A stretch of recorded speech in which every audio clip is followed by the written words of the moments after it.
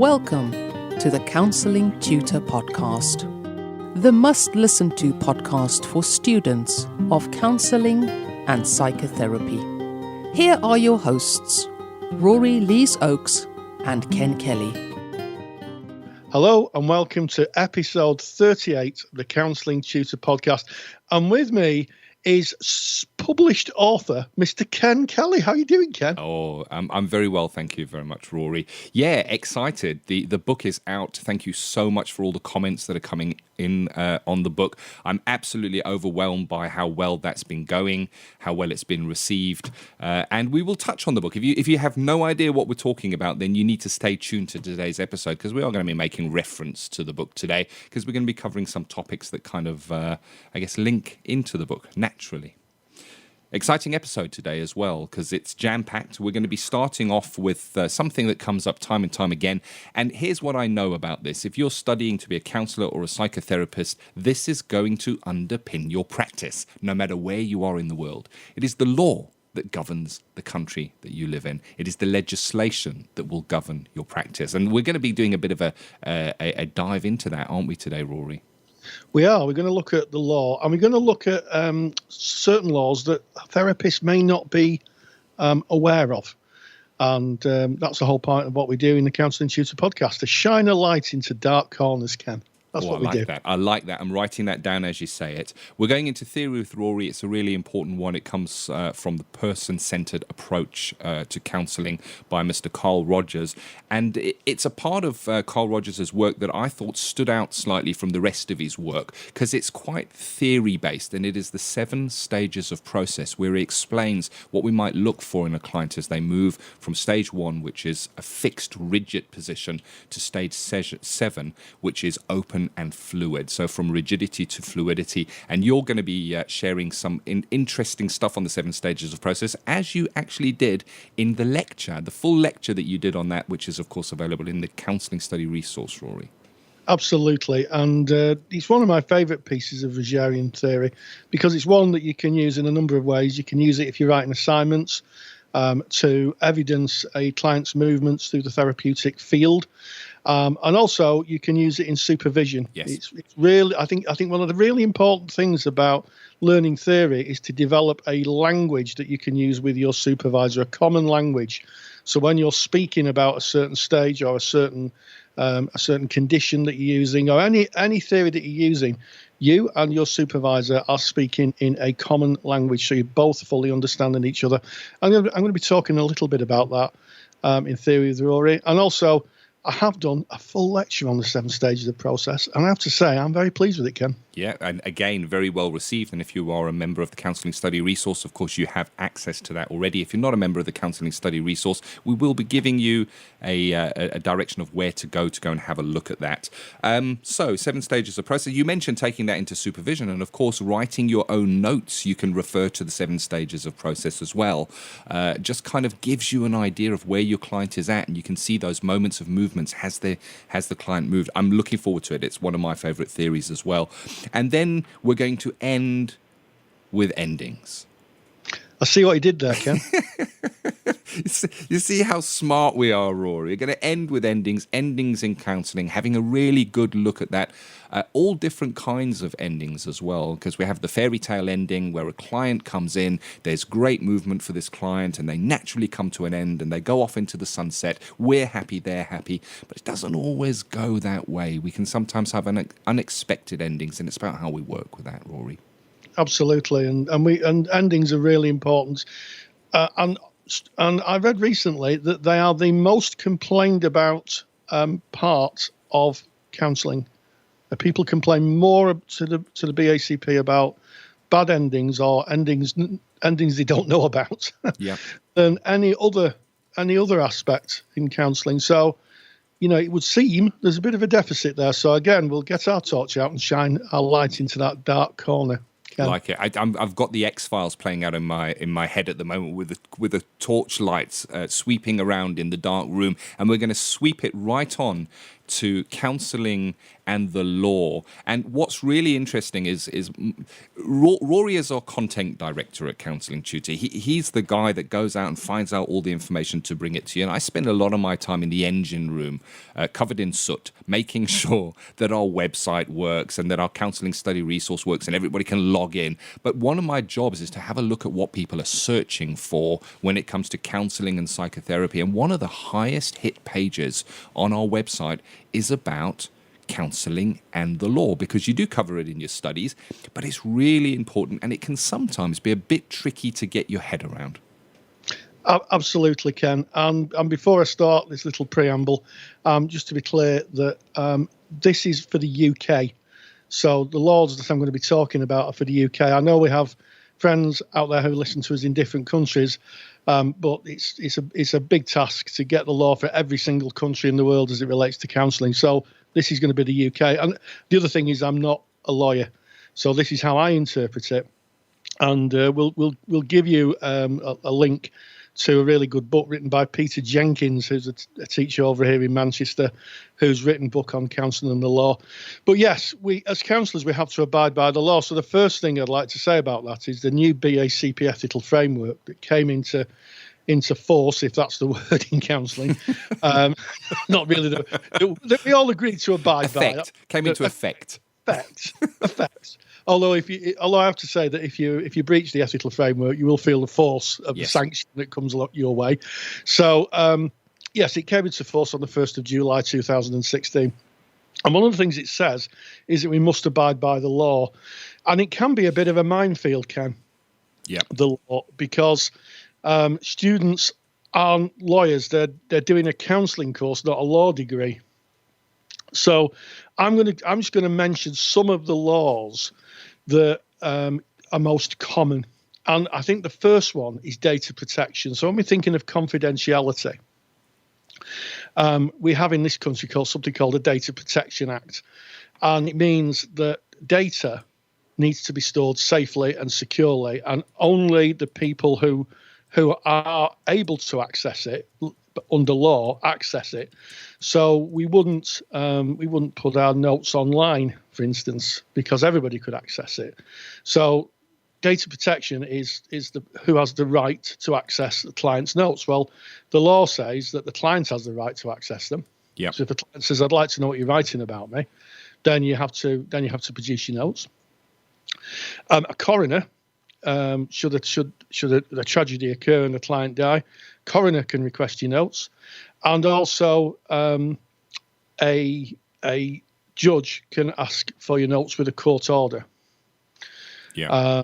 So those are the three areas where your notes can be accessed, and of course the therapist can access the notes.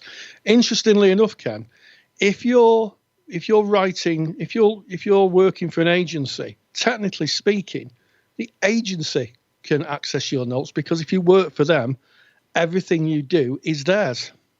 And it's a tricky area, isn't it? Specifically, when I remember when I was doing my placement, I was doing it under the umbrella of an agency, and the agency wanted me to use their system to put my notes on, and I didn't feel happy that everybody could access that, and I needed to negotiate that with them. But you're 100% right, and I guess if that is the case, it's very important that your client is aware of that, and you would cover that in your initial contracting when you mention confidentiality. And you're speaking now about data protection. And of course, data protection is going to cover your notes and how they are stored. But there's a hidden side to data protection that maybe people don't consider. And that is, even if somebody is not engaged with you in counselling, but they have touched base with you, they've got in contact with you, you're storing emails with their personal details in, or you've had a form on your website that somebody has filled in and submitted, that information is stored somewhere. And as soon as you are storing another individual's information, and that is being held online, you have to comply with the data protection laws. And of course, you can find more about this, and we'll put the link in the show notes of this episode, in the UK at ico.org.uk. That is who you go through to get that sorted out for your practice. And they also have a little test that you can do to see, do I need to have data protection policies and procedures in place, which you can do on their website, ico.org.uk. Yeah, and this whole kind of discussion was generated by one of our Facebook group members, Peter Jenkins. Now, our Facebook group it'll be 5,000. It is 5,000 oh my people. Goodness. So, That's celebrate. Woohoo! I'm celebrating and I'm waiting. We're blowing the blowers. I'm wearing, I just have to describe this for everyone, a little paper party hat as we do this. I'm not. I've got to be congruent. He's not. But if he had one, he would be. And yes, and if you want to join our little group of our happy band of brothers and sisters in the world of counselling and psychotherapy, then if you go to www.counsellingtutor.com, there's 2 L's in counselling. We spell it the kind of UK way. Click on the tab at the right-hand side. It says Facebook. It's a closed group. One of our moderators will let you in.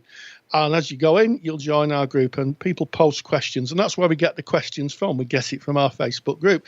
And Natasha says she's having to write a paper on an agency and she's interested on the legal processes that an agency might have. So that's quite kind of slightly different. So if you're in an agency, the first thing I'd say is the agency's responsibility to have things like a data protection policy, insurance.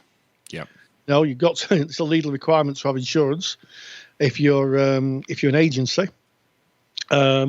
Also, they may very well, an agency may very well take the view that if a client says they're going to harm themselves or others, then you have to break confidentiality, because that might link in with the common law, which an agency would have to follow. And fire safety, I mean, the lists of laws is just endless, isn't it? I worked in a hostel for 5 years, supporting people, and it seemed that every Monday we had someone knock on the door saying, "Can I see your fire safety book? Can I see your heating?" Can I see this? Can I see it? Have you got your gas safety book? Have you got this? It was a parade of people who just came around just checking we were complying with the law. So I would say that if you're writing a paper like that, go to your policies and procedures, go to someone who's your practice manager or maybe someone who takes care of the policies and just ask. But there's a whole raft of legislation. But the ones that we're really interested in as counsellors, there's 3 main ones. One is the Prevention of Terrorism Act, which is consistently being updated. So if someone comes in and says that they're going to blow something up, or they know of someone who's going to blow something up, or any other act of terrorism, then you're legally obliged to break confidentiality for that. And you could do that actually by going on to Crime Stoppers, which is a UK anonymous helpline where you can phone up and report a crime anonymously. What I would say with that, because it is a tricky one, and we are obligated to break confidentiality in that case. So knowledge of involvement in an act of terrorism, we have to. We don't have a choice in the matter. We've got to break confidentiality. And if you are going to break confidentiality anonymously, make sure you have that recorded so that if you need to defend that in court at some stage, when they say, how come you knew about this and you didn't say anything? And you go, I did. I made an anonymous phone call. You need to be able to have that trackable and evidenceable, because it is legislation. We do need to keep very close eye on that one. Yeah. I'll go to the relevant authorities. You know, the other one is drug trafficking, and this is a perennial one that people sometimes get wrong. Drug trafficking is not selling the odd wrap of heroin or cocaine or all the other drugs that seem to be around at the moment. It is the bulk movement of drugs. Yeah, drug trafficking is where people are shipping in. Recently on the TV we saw holdalls washed up on the beach full of cocaine. That is drug trafficking, and you're legally obliged to break confidentiality for that, and also. For money laundering. And money laundering is where somebody has sold a lot of drugs and they have a big pile of cash in a suitcase and they don't know what to do with it. So what some people do is they open a fish and chip shop and pretend they've sold £1 million worth of fish and chips. Good fish and chip shop. Yeah, they're very busy. Maybe it's near a station. and that's how people get caught, because they put the money into a business, pretend that people have bought fish and chips, and then what happens is that someone looks at it and goes, yeah, I don't think that someone's going to do £1 million worth of fish and chips in Mosley. I'm just thinking of our local fish and chip shop, which is near the station. And people get raided for money laundering, and it is getting more difficult. So that's money laundering. But, technically under the BACP ethical framework, you have to comply with the law. So it could be read that if someone said, well, one of my problems I want to come to you about is I go and I steal Mars bars from, the supermarket, technically they're breaking the law. So it's an interesting one. One maybe to debate in your training groups, I would say. Definitely. And when we're talking about money laundering, because that's an interesting one for me, because you don't have to watch the news for very long to see some headline story about another bank that has been had a fine imposed on them of many millions for money laundering activities. So it is something you may see from high business with somebody presenting. It's about having an understanding of what that is. And of course, we cover those in our training. If you're training in the UK, you're going to cover those the exclusions in confidentiality that we are bound by. But there are some that are maybe more hidden. Of course, we have the Child Protection Act, which we need to comply with. We have the protection of vulnerable adults. And it's worth having a look around to see what classifies somebody as a vulnerable adult. Because I can share from personal experience, you can have a very fit and healthy looking person who is of sound mind and body sitting in front of you, and they could fall under the umbrella of vulnerable adult because of the referral pathway that they came into you by. So it's worth knowing what that looks like so that you can comply with the laws. Can be tricky. Yeah, it's interesting. And this might surprise you, Ken, but as of today, when we're making this podcast, which is March of 2016, there is no legal obligation to report child abuse. You're just going to hear silence from me on that, Rory, because it's just... I know. But money laundering, yes. Come on, money laundering, terrorism, or drugs trafficking, but there's no legal obligation. Now, I'm going to try and build around that. Okay, if you're working in an agency as a student, almost certainly you will have to, because the policies and procedures you follow say you've got to break confidentiality if it's harm to self, harm to others, or harm that you may do to others. Yeah. Every agency worth its salt will have that policy. Yep. So you have to abide by that policy. But as a private practitioner, which me and Ken are, there is absolutely no law that says we've got to disclose it. And I was absolutely amazed when I found that out, because I'd laboured under the impression, having been an educator for over a decade, that must be the law, but it's not.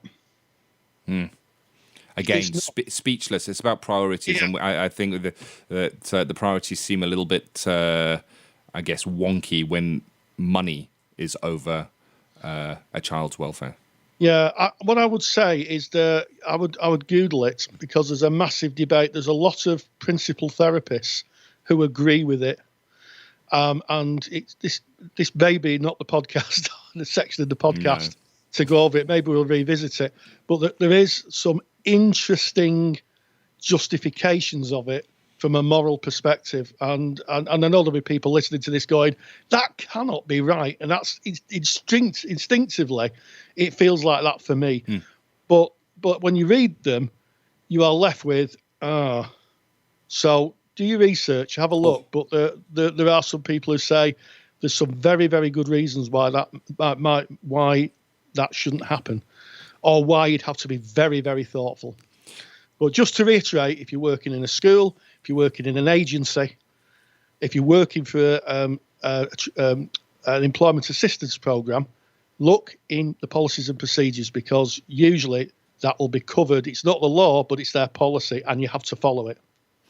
In the show notes of today's episode, we're going to put the link to Peter Jenkins' book, really worth having a read if you are based in the UK, studying to become a counsellor or a psychotherapist. It's going to be great to underpin your work in your assignments, and it's a good read anyway. It's heavy going. there's a lot of heavy stuff in there, but it's really worth having a read through it so that it's there. And you were speaking about something that is quite controversial there, Rory, when you were talking about child protection and the different views on that. And it leads us neatly into our next topic. It's Theory with Rory, and we're talking about the 7 stages of process. And as you mentioned that, Rory, you said, when you think about it, there's a feeling that comes up with you that is kind of, should it really be like that? Which is kind of a narrow view. It's your view from your own self-perception. But in going and looking at the information, you're saying, okay, hold on, maybe there are other opinions here. And that is a more fluid and a more open view. And it's exactly keying into what you're going to be covering right now. Absolutely. And, there's a famous philosopher whose name escapes me, who says just because you hold a thought that you don't agree with, doesn't mean you're a bad person. It's a sign of a healthy mind to investigate contrary thoughts. Sometimes it's called paradoxical thinking, where you're thinking the unthinkable is the term. And the 7 stages of process was perhaps one of the most marvelous pieces of theory ever written in the lexicon of psychology. And you could quote me on that, because it gives a clear path, certainly in the person-centered approach, of how a client moves from a very fixed, rigid part of the world, where it's everybody else's fault, not mine, to a place where they can accept the world and be fluid within it. And it's a super piece of theory. You can use it in supervision, which I'll be talking about. You can use it in your class, and when you're looking at theory, and you can use it, and you'll have to use it almost certainly when you're writing your assignments. So I'm going to be focusing just a little bit on that. But I do have, Ken, a super lecture in the CSR library on the 7 stages of process, and I am mightily chuffed with it, I have to say. As am I. It was an absolute pleasure to listen to it. And what you've done here is you've taken maybe a bite size of that full lecture. So without any further ado, let's get into that bite size of the 7 stages of process, Carl Rogers' theory, because it is Theory with Rory. Counselling Theory with Rory Lees Oakes. Before I discuss the 7 stages of process, I'm going to try and put it into context. The 7 stages of process forms one of the 3 pillars of person-centered therapy, which all the other actions that person-centered therapists do rests on. And the first pillar is the 6 necessary and sufficient conditions, which Rogers talked about in the Consulting Journal of Psychology in 1957, where he talked about empathy, congruence, unconditional positive regard, which became known as the core conditions. There was 3 other conditions as well, 6 in total. And then he talked about the 7 stages of the process, which is effectively an observation how clients grow and develop and mature through a therapeutic engagement. And then he talked about the 19 propositions, which are effectively Rogers' theory of personality, how our personality forms and how we engage with the world. So I'm going to quote from Rogers' first book, where he put all these ideas together. Now, he did write a book called Client-Centered Therapy. I think it was in 1957. But I think in 1961, Rogers published a book called On Becoming a Person.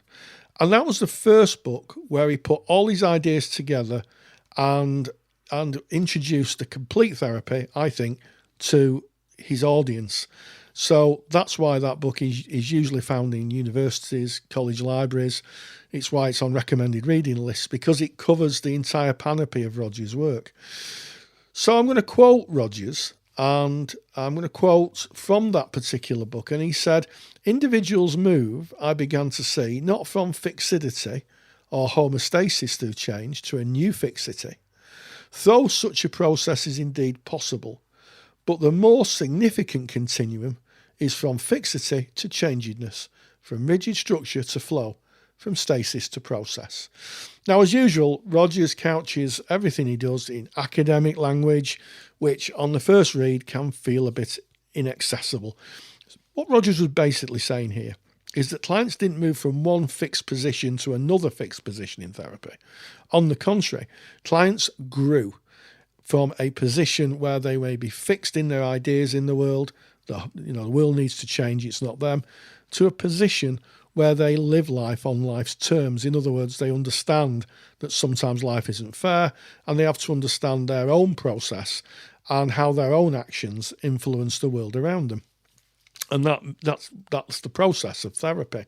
And he wrote it in 7 stages.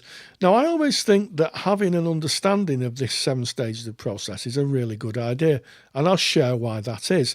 It's because you can develop a shared language with your supervisor. So if you're doing a person-centered course, if you have the 7 stages of process, you can share with your supervisor what stage you think the client's in.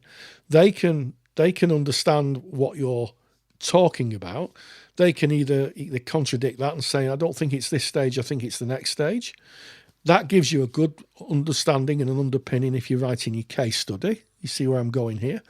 And before you know it, you're talking in the language of therapy. You've learnt a new language, and one which is easy then to start to put into your assignments.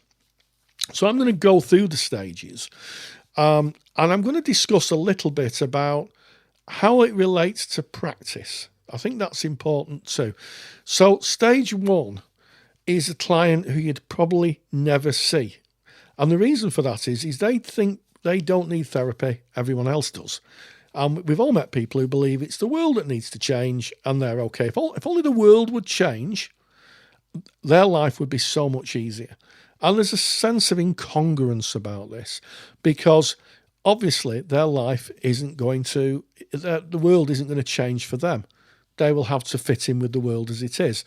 And we don't usually see clients in stage 1 or indeed stage 2. Clients become a little less rigid, but they're usually talking totally about external events and not about themselves. Now, it's interesting, there's a distinction here. In private practice, I'm a private practitioner now, I would never see clients in stage 1 or 2. And the reason for that is because clients who are paying for therapy want therapy. Clients in stage 1 or 2 may not want it, so they wouldn't come and pay for something they didn't want. However, for those of you who are in agencies, it's very possible that you may be referred clients in stage 1 and 2. And if that's the case, it's very possible they may have 1 or 2 sessions and then DNA and never return. And I think that a really good referrer, someone who really knows how to refer and allocate clients, would be able to separate people in stage 1 and 2 and maybe move them to a different helping professional as opposed to send them for counselling because they just might not be ready for it. So we usually see clients in stage 3. So the clients that you'll be able to work with and may stay longer in therapy and engage with it and are motivated more to the point are in stage 3. And clients in this stage, they will discuss themselves, but they might discuss themselves as an object. They may very well talk about themselves in the third person. Jane said this, Jane said that, and also talk a lot about the past and the future, never the here and now. And part of the therapist's role is to gently help a client talk about themselves and also how they experience their feelings in the here and now. Also, they might not own stuff. They may have a tendency to be incongruent. In other words, not understand how their actions impact on other people. However, they're motivated. They've come to therapy, and they start to move as the therapist works with that and tries to bring the client into the here and now. They go into maybe what's called stage 4. Now, this is the middles in counselling, really. And they start to discuss deeper feelings and they start to develop a relationship with the counsellor. So this really is middles, where there's trust built, there's a relationship, and the client may start telling you things that they wouldn't have told you in the first few sessions, or anyone else for that matter. This is where there's so much trust built that they feel safe to share their world without judgment or criticism. They feel accepted. As that stage starts to take hold, clients may very well move very quickly into stage 5, and they're now taking responsibility for themselves. They are growing in acceptance that the world may not be a fair place, and that indeed life isn't fair. And they also might be seeing to some extent how their actions impact on others. So they're owning more stuff. They're using the word I say this, I say that. And as that happens, then they develop again, and they may go into stage 6. Now, at stage 6, you would only see that, in my view, if you had a long-term relationship with a client. Most clients leave at stage 5, and the reason for that is because the sessions come to an end if it's fixed sessions. But clients with a longer engagement, they may then start to show more acceptance of other people. And they develop unconditional positive regard for themselves and for others. And it's actually at that point where clients don't really need any more therapy. They've arrived at a point where they're accepting of themselves, they're congruent, and also they are accepting of others. And as I say, it's very seldom you'll see a client in stage 6, because that stage is one where they're taking what they've learned in therapy into the outside world, and they are practicing what they've talked about in the sessions. Now, stage 7 is an interesting one because it literally connects with Maslow's hierarchy of needs. This is self-actualization. In stage 7, they show a lot of empathy towards other people. They can see other people's frames of reference. They can see that they're not the only people who exist in the space, in the relational space. So they can be accepting of others. And they can control, to a great extent, or to an ultimate extent, their own emotional regulation. They know themselves really well. And again, in therapy, you'd hardly ever see a client in that stage because they'd have left. That they would have been. This is something they would develop through their own philosophical inquiries, their own reflective abilities that have been developed in person-centered therapy. So that is my little journey in person-centered therapy. Now, if you want to know more, I've done an hour's lecture on the 7 stages of process, and that can be viewed in the CSR study resource, if you remember. And it really is an excellent lecture, and it's got slides and PowerPoints and really good examples of what clients might say in each of the stages. So that ends my presentation on the 7 stages of the process. But let me ask you a question. As you're going through the stages in Ken's handout, maybe wonder if it might be useful to have a look at which stage you think you're in. And then you could take that into your personal development group as a discussion point. Really insightful as always, Rory. Thank you very much. And of course, if you got something from that and you want to dive a little bit deeper, because it is a fairly complex theory on the surface, but when you dive under it and you start to understand it, it really makes sense. And if you want to do that deep dive, the place to do that is in the Counselling Study resource. You can go and listen to Rory's complete lecture and get the downloads and the slide pack for that as well on the 7 stages of process. And how do you get into the Counselling Study resource? Well, it's very, very simple. You go to counsellingtutor.com, and right there on the homepage are all the directions of how you can get to the Counselling Study resource. But there is a download that you can get just from today's show notes. And of course, today's show notes, this is episode 38. To find today's show notes, go to the same website. It's counsellingtutor.com. Click on the podcast tab. It's right at the top. And just go to episode 38 and there is a download. The download that we're giving away is a chapter from my book. I wrote a book called Basic Counselling Skills, a Student Guide. And in that book, there is a chapter on the 7 stages of process. Not as theoretical, Rory, as you've brought it across. And as you bring it across in your lecture, it is more looking at how we will see it from a therapist's point of view when we are in the therapy room with the client, what we might look out for and what we might see in the changes within the client. So you can get that. It's my chapter of my book, and you can download that by just going to show notes of episode 38. So go grab it Yeah, absolutely. And I'll tell you what I like about that chapter, because I've read your book, Ken, and it's just fantastic, fabulous, is that you don't have to be studying person-centered therapy to get a benefit from what Ken's written, because it gives you a indication about how accepting clients are about their experience of the world. And it fits with anything. It fits with person-centered therapy, but it gives you a really good indication of how clients are now mixing and accepting and embracing the world around them. So, really, really useful no matter what modality of therapy you're studying.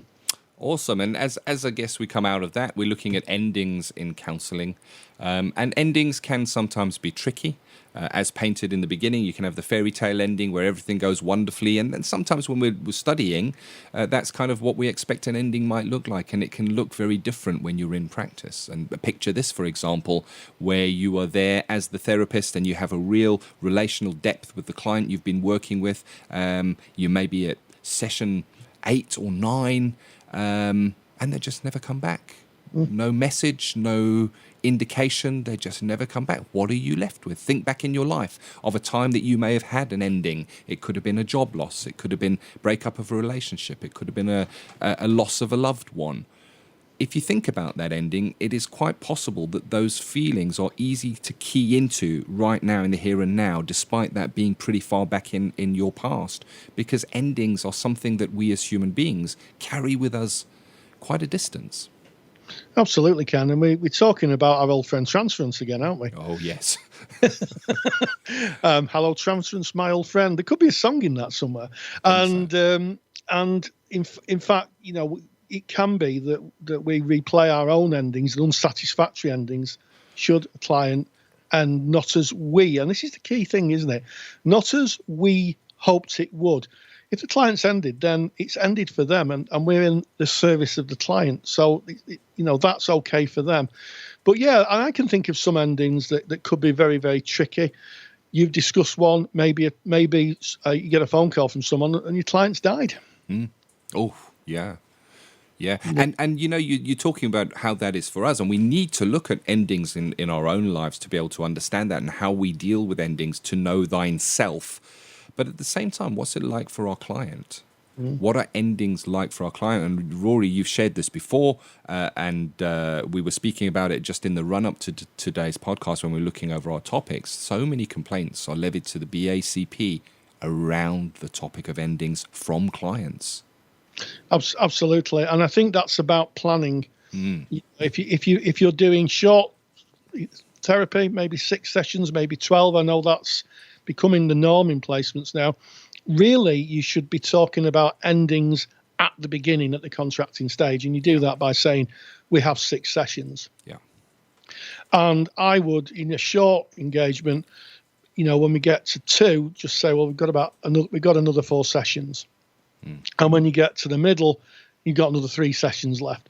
Always making the client aware, because with short-term therapy, sometimes the client, I'm not saying needs to be pushed, but has to be as aware as you are that there's a short amount of time and they need to prioritize what they want to bring.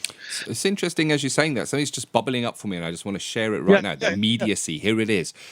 And that is that I remember reading somewhere that there's some research done on that an ending can actually be helpful to a client in bringing them to movement faster. When they see an ending coming up, I better bring this stuff then. So there can be good reasons for acknowledging that ending. But I think what you're saying there, Rory, is that ending is a process. It's not something that just happens right at the end where somebody walks in and you go, well, it seems like you got what you came for. Thank you very much. When you first came into that first session, you said you wanted to get this out of therapy. You've just said now you're exactly there. Thank you very much. Been great seeing you. Cheerio. The end.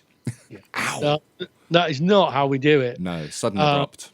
Sudden and abrupt and frightening. It can be very, very, very scary.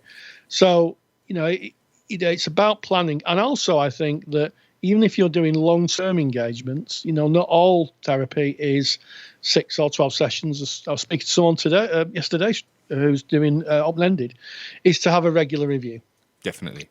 A regular review, 6-week review. There's some people who disagree with me on this, but when I always taught 6-week review. You have a review after 6 weeks, see where the client is, and then you can move on, and then you do another review in 6 weeks. Doesn't mean what's been talked about can't be revisited, but it gives you an idea of what's been covered, where the client is. And the other thing, Ken, is holidays. When I was training, I was told that you give the client 1 week's notice for every month you've been working with them. Yeah. So if you've been working with someone for 4 months, you give them 4 weeks notice. And in fact, if I start when I was at the school, because there's a lot of I use the word holiday in its broader sense, because a lot of teachers work on the holidays when the students aren't in. I think I'll say that when the students aren't in. And I used to say I'm aware that you're on half term here. So I get my diary out. We'd start in 3 weeks. It'd be a break.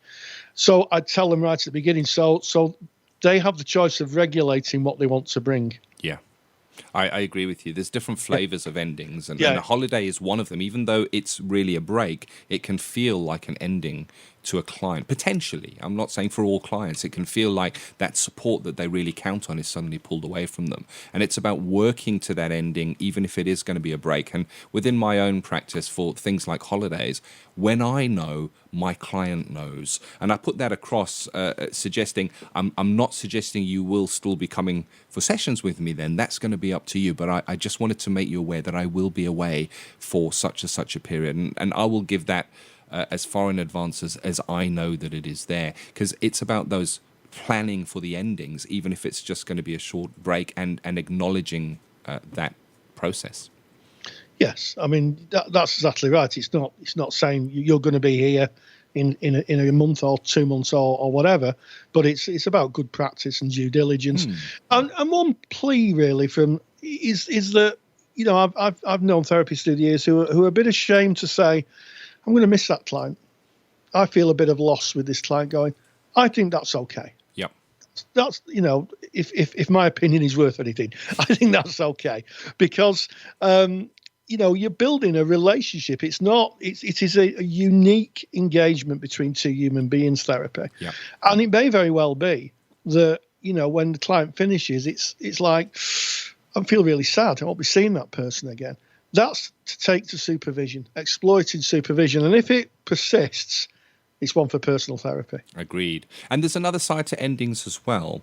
And I want you to imagine something for me, because we started this off by saying, think about an ending that you have had in your life that may have been at some level traumatic, at least emotional, something that you can key into in the here and now. But now I want you to key into something else for me. Think about something that you were in. It could have been a relationship or any kind of situation where you just wished it would end, but it just dragged on and on and on. And maybe an example of that is somebody who came around to dinner and you were tired and you wanted to go to bed and they just wouldn't leave. What were you feeling in that? It could have been a relationship you were in that you were unhappy in and didn't feel that you were able to say you wanted out of it. It could have been a job that you felt trapped in, something that you wished would end and it just carried on and on. And we need to be aware that that is as dangerous as pulling the rug. Keeping a client in a counselling relationship where it is no longer appropriate for them to be there, where it is no longer therapeutic. And we need to acknowledge endings as counsellors, as psychotherapists. We need to have the courage to reflect back and say, as you're saying that, I'm recognizing that when you first came in, you mentioned this is exactly what you were looking for. And it may well be that this is the beginning of our relationship, maybe approaching an end. And of course, I'm not pulling the sessions from you right now, but I am suggesting maybe it's time for us to look at that. Yeah, absolutely. One final play. I think one of the things that is unspoken about with therapists and endings is the therapist's attachment style. I think that if you've got a very avoidant, dismissive attachment style, then it might be that the ending means more to the client than it does to you. Yeah. Because with people with avoidant, dismissive attachment styles, once people go, it's like, well, they've gone. That's okay. Yeah, if someone has got an ambivalent attachment style, it may be that there's this sense of hoping the client will go, and then all of a sudden, oh, please don't leave me. And it could, and I think that in training, and I know when I used to train, Ken, we used to do attachment. it wasn't in the curriculum, I have to hasten to say, but we used to do attachment because it's just so important. If you know your own attachment style, then you can manage it. Not asking you to alter yourself, but to be aware that your feeling about endings and how you engage with people may be massively different to your clients. So important to know your own attachment style. It's so interesting as you're saying that, Rory. I'm just reminded time and time again how important self-development is, because it is in self-development that you find that out, and how personal development groups are so important in our training. It's not just the skills, it's not just the theory. It all links together. It all comes together as a whole, as I hope this episode has done. This has been a cracking episode. That's a UK term meaning really good. You see, I'm using the slang now, Rory. We started off with having a look at the law that underpins us as counsellors, psychotherapists. We looked at the 7 stages of process in theory with Rory, and we end with endings. We ended with endings today. And of course, it's interesting that, and this wasn't planned because we kind of got the topics together before we went into this, but I just want to plug my book again. I'm going to mention it again. It's called Basic Counselling Skills, a Student Guide. It is available from counsellingtutor.com. And the last chapter is on endings in counselling. So that is certainly covered in the book. But it's certainly been an interesting, engaging and worthwhile episode for me, Rory. It has. And as we always say at the end of this, just like the episode of Hill Street Blues, stay grounded and stay safe. Take care. Thank you for listening to the Counselling Tutor Podcast. Find the show notes for this episode on our website at www.counsellingtutor.com.